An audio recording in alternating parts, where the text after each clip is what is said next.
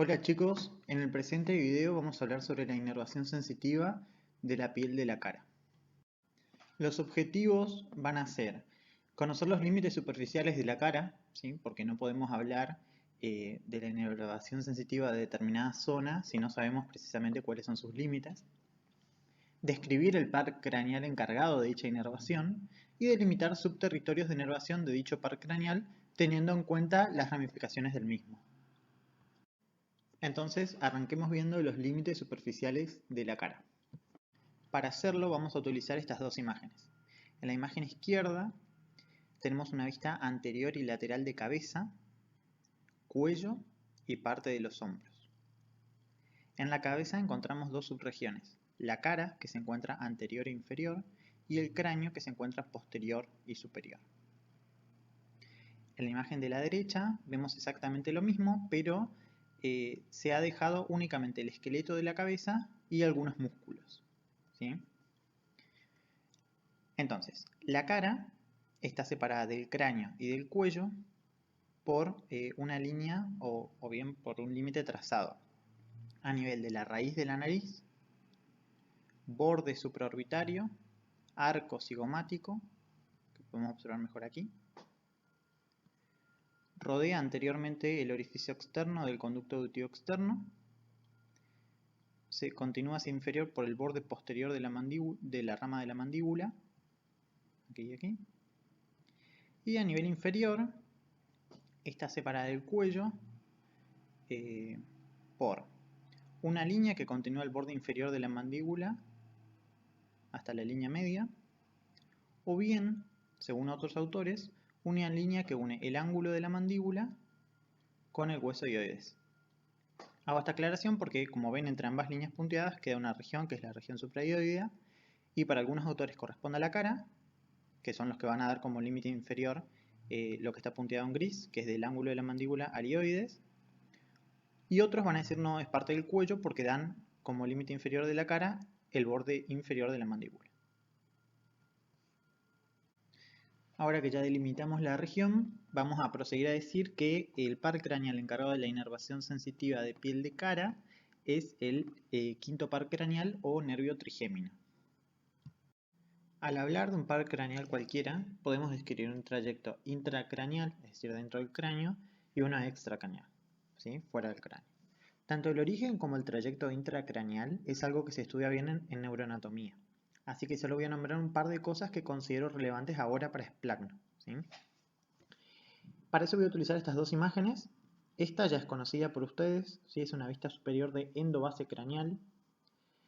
La línea punteada marca el límite entre fosa craneal media y fosa craneal posterior, y no lo voy a repasar en el video, ¿sí?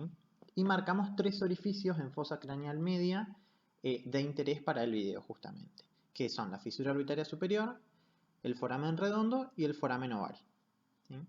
Y en la imagen de la derecha vemos exactamente lo mismo, una vista superior de endobase craneal, pero que tiene estructuras blandas, no es solo hueso. Tenemos meninges, ¿sí? Que son estructuras membranosas, que lo vamos a ver bien después en neuroanato. Tenemos fosa craneal posterior, fosa craneal media y fosa craneal anterior. El par trigémino, perdón, el par 5 o par trigémino se origina del tronco del encéfalo en la fosa craneal posterior, es decir, a este nivel. En este caso no está el tronco del encéfalo, pero lo vamos a ver esto bien en neuro. Este nervio entonces se origina del tronco del encéfalo y se dirige hacia anterior, es decir, hacia la fosa craneal media. Para esto pasa superior a la porción petrosa del temporal, ¿sí? Y una vez en fosa craneal media, se va a apoyar sobre la cara anterior y superior de la porción petrosa del temporal en algo que ustedes también conocen, porque lo vimos en locomotor, que es la fosita o impresión trigeminal, que se encuentra en esta cara de la porción petrosa del temporal, ¿sí? A este nivel, en el trayecto del trigémino, encontramos un engrosamiento que es el ganglio trigeminal o ganglio de Gasser, ¿sí? Como pueden ver en la imagen, de este ganglio parece desprenderse sus ramos terminales, que son de medial a lateral, el nervio oftálmico, el nervio maxilar y el nervio mandibular, ¿sí? Que justamente abandonan el cráneo por estos forámenes que nombré en esta imagen, ¿sí? El nervio oftálmico abandona el cráneo por la fisura orbitaria superior para pasar a la cavidad orbitaria justamente. El nervio maxilar pasa por el foramen redondo para aparecer fuera del cráneo en la fosa pterigopalatina. Y el nervio mandibular abandona el cráneo por el foramen oval para acceder a la región infratemporal. Vamos a ver un par de preparados rápidamente para observar su trayecto intracraneal. Estas imágenes son iguales. La de la izquierda es un dibujo del preparado de la derecha.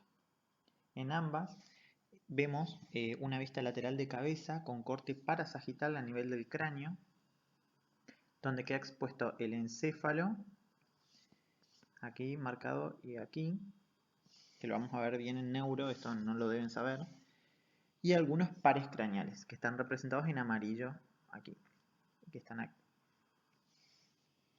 También vemos parte de la órbita, ya que se retiró su pared lateral, aquí y aquí, y parte de la fosa infratemporal, o región infratemporal, mejor dicho, en esta imagen, y acá. También antes de marcar el nervio trigémino podemos marcar algo que ya conocen, pero desde una vista, desde un corte parasagital, que es la fosa craneal posterior, ¿sí? Vean que este es el tronco del encéfalo que les dije que estaba en la fosa craneal posterior, la fosa craneal media y la fosa craneal anterior. Entonces, marcamos el nervio trigémino, que vean cómo se desprende esta estructura que es el tronco del encéfalo. Avanzamos, pasa por el borde superior de la porción petrosa del temporal y tenemos sobre la cara anterosuperior de la porción petrosa al ganglio trigeminal o ganglio de Gasser, que es este engrosamiento. Y luego vemos cómo de este se desprenden tres ramos, que son los ramos terminales del trigémino, que son nervio oftálmico, que va hacia la órbita, nervio maxilar, que aparece en la fosa trigopalatina, y nervio mandibular, que aparece en la fosa infratemporal.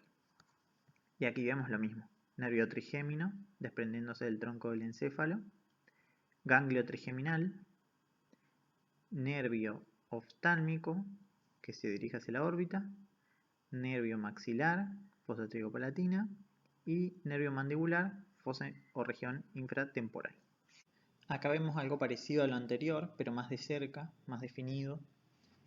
Vemos una vista lateral de cabeza, donde se removió parte de la pared craneal para acceder a la cavidad craneal, y se retiró en este caso parte del hemisferio. Vean cómo aquí falta masa encefálica, como si lo hay acá. Y se retiró justamente esto para poder ver pares craneales. Y bueno, en específico en este video vamos a hablar de trigémino, que se encuentra aquí. También podemos ver órbita, como en la anterior, fosa trigopalatina, región infratemporal. Marcamos entonces nervio trigémino, que se desprende del tronco, que se encuentra en fosa craneal posterior, cruza el borde superior de la porción petrosa del temporal. Acá vemos al ganglio trigeminal o ganglio de Gasser y la división terminal del trigémino, que es nervio oftálmico, que se dirige hacia la órbita, nervio maxilar, que a través del foramen redondo accede a fosa trigopalatina, y nervio mandibular, que atraviesa a este nivel el foramen oval y accede a región infratemporal.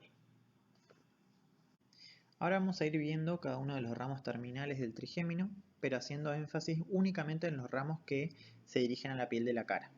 Vamos a arrancar con nervio oftálmico, y antes de hablar de él, vamos a realizar un paneo rápido de los músculos extrínsecos del ojo y el globo ocular. Este también es un tema de neuroanatomía, por ende no es necesario que lo estudien a fondo ahora, pero solo quiero que presten atención a la disposición de los músculos para luego, cuando hablemos de nervio oftálmico y nombre un par de relaciones, puedan comprenderlo. En la imagen de la izquierda vemos la órbita desde lateral, sin pared lateral, y en la imagen de la derecha vemos la órbita desde superior y con su contenido, pero obviamente sin la pared superior. En el medio puse una lista de los músculos extrínsecos del ojo, y cada uno con un color que se corresponde con la línea punteada del mismo color en las imágenes. ¿Sí? Todos estos músculos, a excepción de uno, que va a ser el oblicuo inferior, se insertan en la parte posterior de la órbita, ¿sí?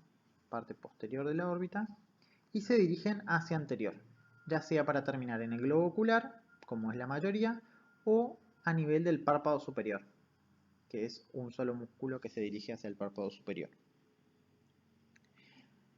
Dicho esto, vamos a decir que hay dos que pasan por encima del globo ocular, ¿sí? Que son los dos primeros de la lista, este y este, que son el músculo elevador del párpado superior, que está en color verde aquí y aquí, y el músculo recto superior, que se encuentra aquí y aquí. Otros dos se hallan mediales al globo ocular, son estos dos, y van a ser el músculo oblicuo superior y el músculo recto medial. En este caso el oblicuo superior es más superior que el recto medial, como podemos observar en esta imagen donde tenemos acá en color naranja cremita el oblicuo superior y más inferior el recto medial, pero ambos se encuentran mediales al globo ocular. Lateralmente vamos a tener un solo músculo y es el recto lateral, lo vemos aquí y lo vemos aquí, e inferiormente vamos a tener dos músculos, el músculo recto inferior y el músculo oblicuo inferior. Presten atención como este es el único músculo que se encuentra en la porción anterior de la cavidad orbitaria. Una particularidad más con respecto al músculo oblicuo superior, que es este, que nombré hace un momento, y es el cambio de dirección que se ve en este músculo. Al principio vemos que se dirige desde posterior a anterior medial al globo ocular, y en la porción más anterior de la órbita cambia de direcciones para dirigirse posterior y lateral hasta llegar al globo ocular. En el punto donde cambia de dirección hay una estructura cartilaginosa que se denomina tróclea del músculo oblicuo superior. Tengan en cuenta esto para más adelante. Arranquemos entonces con el nervio oftálmico. Para eso vamos a utilizar estas dos imágenes, ¿sí? En la imagen de la izquierda es una vista superior del contenido de la órbita y a diferencia de la imagen anterior, que es muy parecida, acá agregamos estructuras nerviosas. En este caso veo nervio trigémino, ganglio trigeminal, nervio mandibular y maxilar, que en este caso se encuentran cortados, y nervio oftálmico con sus ramificaciones de color amarillo dentro de la órbita, ¿sí? Y en la imagen de la derecha vemos una vista lateral de cavidad orbitaria y, bueno, fosa trigopalatina en este caso, con elementos nerviosos únicamente, no hay otras estructuras, bueno, a excepción en la cavidad orbitaria de la glándula lagrimal. Marcamos entonces el nervio trigémino, acá es fosa craneal media en este caso, ganglio trigeminal, nervio oftálmico, nervio maxilar y nervio mandibular. En este caso vamos a arrancar, como dijimos, por el nervio oftálmico y marcamos acá la fisura orbitaria superior y vemos cómo el nervio oftálmico se dirige hacia anterior y a nivel de la fosa orbitaria superior o un poco posterior a esta, se divide en sus tres ramos terminales que son el nervio frontal, el nervio lagrimal y el nervio nasociliar. Entonces, uno de los ramos terminales del nervio oftálmico es el nervio nasociliar, ¿sí? El nervio nasociliar penetra en la órbita por la porción medial de la fisura orbitaria superior, ¿sí? Como vemos, aquí ya se encuentra dentro de la órbita y aquí, ¿sí? Este enseguida se va a relacionar con un músculo que es el músculo oblicuo superior, va a tener relación con el borde inferior de este músculo y va a dar dos ramos terminales, perdón. El nervio etmoidal anterior, que va a ingresar al foramen etmoidal anterior y luego conducto para terminar a nivel de la cavidad nasal. Lo que voy a decir ahora no está representado en la imagen, pero en la cavidad nasal este nervio, o sea el nervio etmoidal anterior, se va a dividir en dos ramos, un ramo interno que está destinado a inervar el tabique nasal, la porción más anterior de este, y un ramo externo. El ramo externo, que en parte sí está representado en esta imagen, va a descender por la cara posterior de los huesos nasales, que son estos, ¿sí? Y una vez que pasan el borde inferior de estos huesos, se van a distribuir por los tegumentos del vértice de la nariz. Por eso es importante nombrarlo, porque la piel va a estar inervada en este punto por la rama externa del nervio etmoidal anterior. Por otro lado, el nervio infratroclear, que es el otro ramo terminal del nervio nasociliar, va a continuar dirigiéndose hacia el anterior y va a continuar relacionándose con el borde inferior del músculo oblicuo superior. Acá relacionen, es infratroclear porque pasa por debajo de la tróclea del músculo oblicuo superior. Y una vez que llegó a la porción más anterior de la órbita, como podemos observar acá, se va a dividir en ramos ascendentes que van a inervar el entrecejo, la piel del entrecejo, y ramos descendentes que en parte van a ir a las vías lagrimales, que no nos interesan para este video, y piel de la raíz de la nariz, ¿sí? El otro ramo terminal del nervio oftálmico es el nervio frontal. Vean como siempre utilizamos las mismas imágenes, ¿sí? Este nervio frontal ingresa a la órbita por la fisura orbitaria superior, se dirige hacia anterior, pasando entre el techo de la órbita, miren acá, va bien pegadito el techo de la órbita, y el músculo elevador del párpado superior. Es decir, está entre el techo de la órbita y el músculo elevador del párpado superior. Está entre medio de esas dos estructuras, ¿sí? Se dirige hacia anterior y vean como un poco posterior al borde supraorbitario, a este nivel, se divide en dos ramos terminales. El nervio supraorbitario y supratroclear. Supratroclear porque pasa por encima de la tróclea del músculo oblicuo superior, ¿sí? Ambos salen de la cavidad orbitaria justamente y van a inervar tegumentos de la frente, párpado superior y raíz de la nariz. Ahora bien, recuerden que lo que nosotros denominamos frente no pertenece a la región de la cara, según los límites que vimos al principio del video, sino que corresponde a la región del cráneo. Únicamente nombro estos dos ramos nerviosos porque inervan parte del párpado superior y raíz de la nariz. Finalmente, el tercer ramo terminal del nervio oftálmico es el nervio lagrimal, ¿sí? Que este también ingresa a la órbita por la fisura orbitaria superior. Y vean cómo es de disposición bien lateral, ¿sí? Este va bien pegado a la pared lateral de la órbita, que en este caso no está representada, ¿sí? Siguiendo como una disposición parecida al músculo recto lateral. Y se dirige hacia anterior a su encuentro con la glándula lagrimal, ¿sí? También da ramos para la parte lateral del párpado superior, como vemos aquí, ¿sí? Por eso lo nombramos. La parte lateral del párpado superior está inervado sensitivamente por el nervio lagrimal. Y en esta imagen está representado aquí. Y ven aquí algunos ramitos para el párpado superior que obviamente por ser tejido blando no está representado en este esquema. Acá va un resumen de nervio oftálmico, ¿sí? Tenemos estas dos imágenes que son una vista lateral de cabeza. En esta imagen vemos cómo están representados ramos nerviosos superficiales a nivel de la cabeza y vamos a marcar los que nos interesan de nervio oftálmico, que son el nervio supraorbitario y supratroclear, como ven aquí, que provienen del nervio frontal, el nervio infratroclear y ramo externo del nervio etmoidal anterior, que corresponden a ramos del nervio nasociliar, ramos terminales del nervio nasociliar, y ramos palpebrales del nervio lagrimal, ¿sí? Estos son todos los ramos nerviosos sensitivos de piel que provienen indirectamente del nervio oftálmico. Y en la imagen de la derecha tenemos una representación del territorio sensitivo a nivel de piel del nervio oftálmico, que en este caso está de color verde, ¿sí? Y vean cómo agregué la línea punteada que nos separa cráneo de cara, ¿sí? Para dejar en claro que todo este territorio de piel, si bien está inervada por el nervio oftálmico, no corresponde a lo que denominamos cara, ¿sí? Y vemos cómo tenemos al párpado superior, dorso de la nariz, vértice de la nariz, pero que las alas de la nariz y las narinas no están inervadas sensitivamente por el nervio oftálmico. Ahora vamos a ver nervio maxilar, ¿sí? Que es otro ramo terminal del trigémino, ¿sí? Ya nervio oftálmico terminamos. Al igual que el anterior, es exclusivamente sensitivo. Vean como siempre utilizamos las mismas imágenes.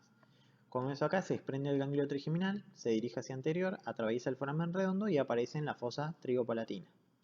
Y vemos como este se dirige también en la fosa trigopalatina, continúa dirigiéndose hacia anterior para continuarse con su ramo terminal, que es el nervio infraorbitario, ubicado en este sector, en el surco infraorbitario. El ramo colateral que nos interesa del nervio maxilar es el nervio cigomático, que está marcado aquí. ¿Sí? Vean que nace muy cerca del foramen redondo. Este se dirige hacia ese anterior, pasa por la fisura orbitaria inferior, que no está representada en esta imagen porque al quitar la pared lateral la fisura desaparece. Y en la cavidad orbitaria se va a comunicar con un ramo del nervio lagrimal, ¿sí? Formando una asa nerviosa. De esta asa nerviosa, como dice aquí, se va a originar, por un lado también se va a originar ramos lagrimales que no nos interesan para el video y el nervio temporocigomático, ¿sí? Ese nervio temporocigomático va a penetrar el foramen cigomático orbitario y dentro del hueso cigomático se va a dividir en el nervio cigomático facial, que va a aparecer a nivel de la cara, y el nervio cigomático temporal, que va a aparecer a nivel de la región temporal. Nervio cigomático facial, nervio cigomático temporal. Aclaro esto porque en esta imagen no aparece representado esto que dije acá. Sí aparece la asa nerviosa formada entre el nervio cigomático y el nervio lagrimal, pero lo que no aparece es el nervio temporocigomático, sino que directamente aparecen los ramos que este daría, que son el nervio cigomático temporal, que va a inervar sensitivamente parte de la piel de la región temporal. Y acá una aclaración, recuerden que la región temporal es de cráneo, no de cara, por lo tanto este nervio no nos interesa, pero lo nombro porque inerva piel. Y el nervio cigomático facial, que va a aparecer a nivel del pómulo y va a inervar los tegumentos que estén en relación al mismo. El otro ramo que nos interesa en el nervio maxilar es el nervio infraorbitario, que es justamente su ramo terminal. Vean cómo jugamos en la misma imagen. Dijimos que el nervio infraorbitario primero se va a relacionar a nivel de la cavidad orbitaria con el surco infraorbitario, luego va a estar en el conducto infraorbitario y desemboca en la fosa canina por el foramen infraorbitario, que está ahí, dando sus ramificaciones terminales. Este va a dar entonces ramos ascendentes, ¿sí? O palpebrales, que van a inervar el párpado inferior. Ramos descendentes, ¿sí? Que están como mal representados aquí, que son ramos descendentes o labiales, que van a los tegumentos de la mejilla y el labio superior. Y ramos mediales, que están bien representados aquí, que van dirigidos hacia la nariz, o sea, son ramos mediales o nasales, y van a los tegumentos de la nariz, sobre todo ala y narinas, que era lo que no inervaban las ramificaciones del nervio oftálmico, si recuerdan. Y esta imagen de la derecha ya la utilizamos y es solo para marcar nervio maxilar, nervio infraorbitario, ¿sí? Y vean cómo a nivel del foramen infraorbitario se hace superficial y da sus ramificaciones terminales. Ramas ascendentes o palpebrales, ramas mediales o nasales, y en este caso sí están bien representadas las ramas descendentes o labiales. Vemos un resumen entonces de nervio maxilar y los ramos nerviosos que provengan de él a través de sus ramificaciones van a ser el nervio cigomático facial y el nervio infraorbitario. ¿Sí? Esta imagen ya la vimos. Y esta otra también, con la diferencia de que ahora está coloreado la zona de inervación sensitiva de piel a cargo del nervio maxilar. Y vemos cómo este recoge sensibilidad del pómulo, párpado inferior, ala de la nariz y narina, labio superior hasta la comisura labial y también parte anterior de la sien. Pero recuerden que en este caso esta región corresponde más a cráneo, no a cara. Pasamos finalmente a hablar del último ramo terminal del nervio trigémino que nos falta, que es el nervio mandibular.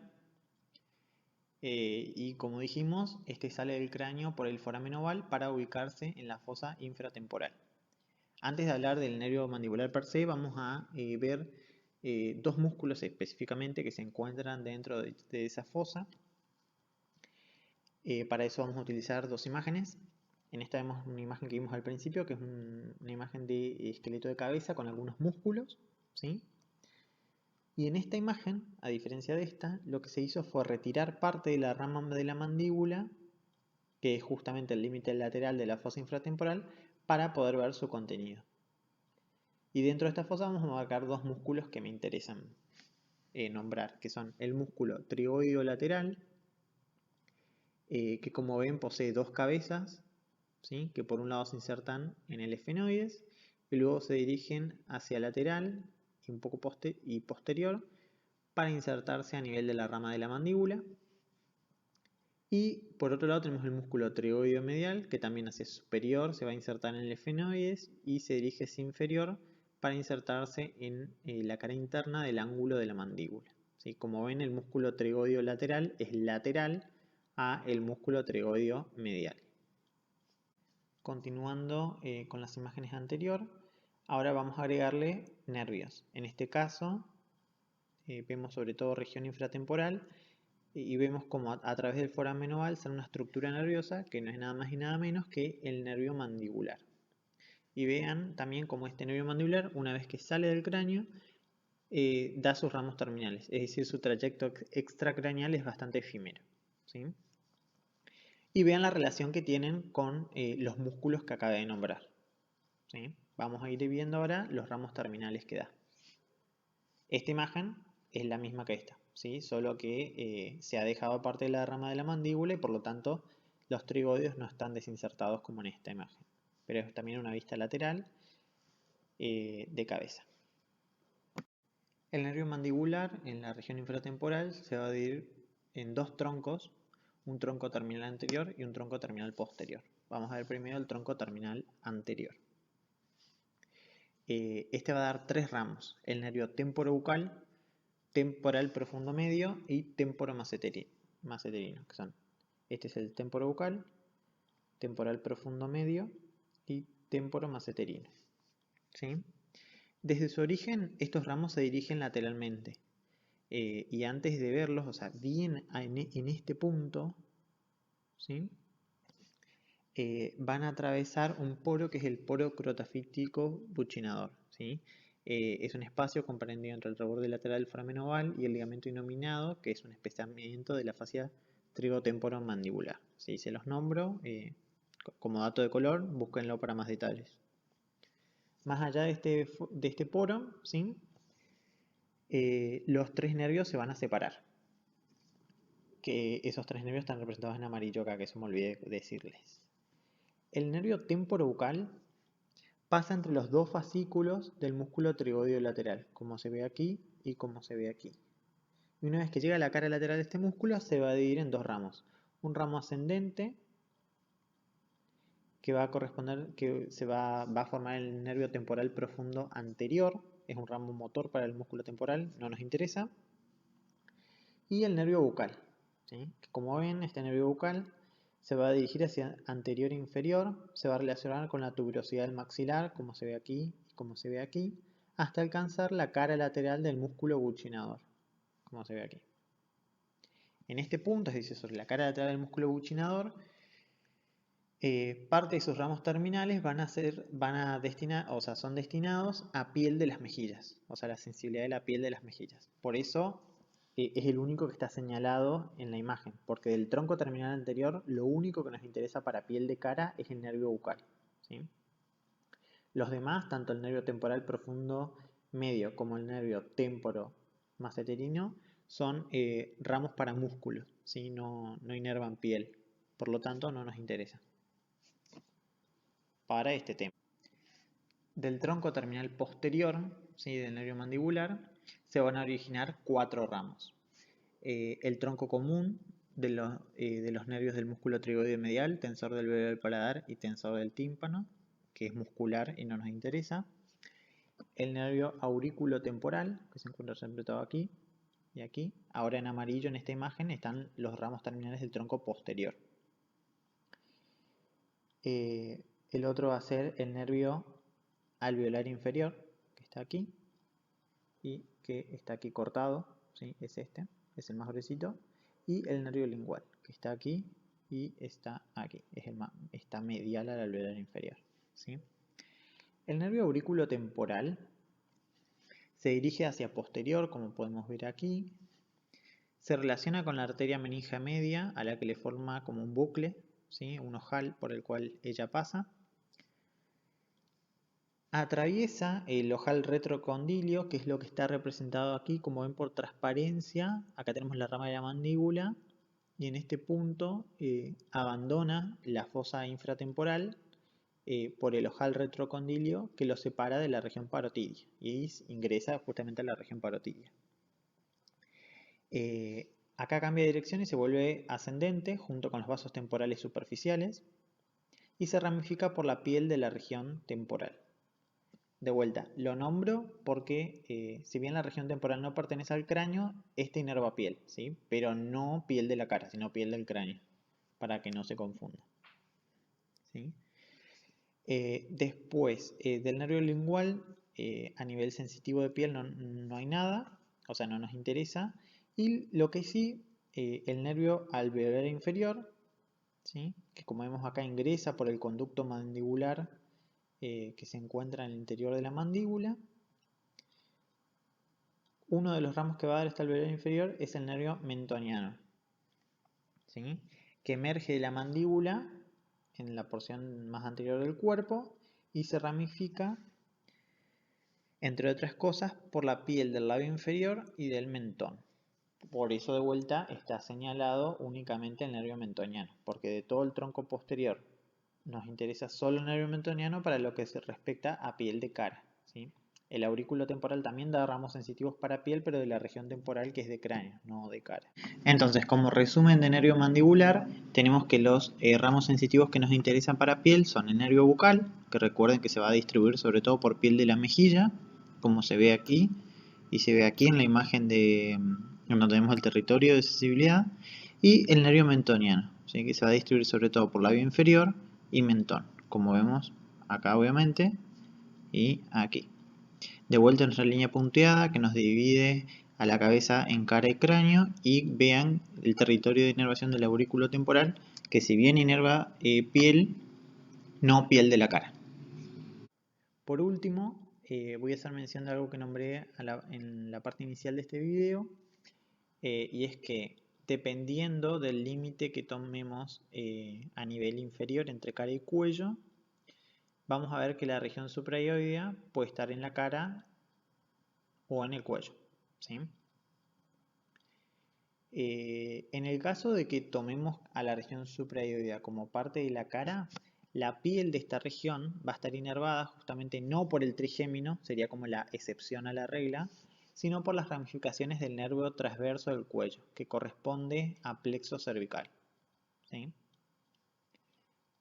Solo hago mención de esto. Sepan que generalmente siempre se dice que la cara está inervada únicamente por el trigémino, pero si toman a la región suprayoidea como parte de la cara, esto no es del todo correcto.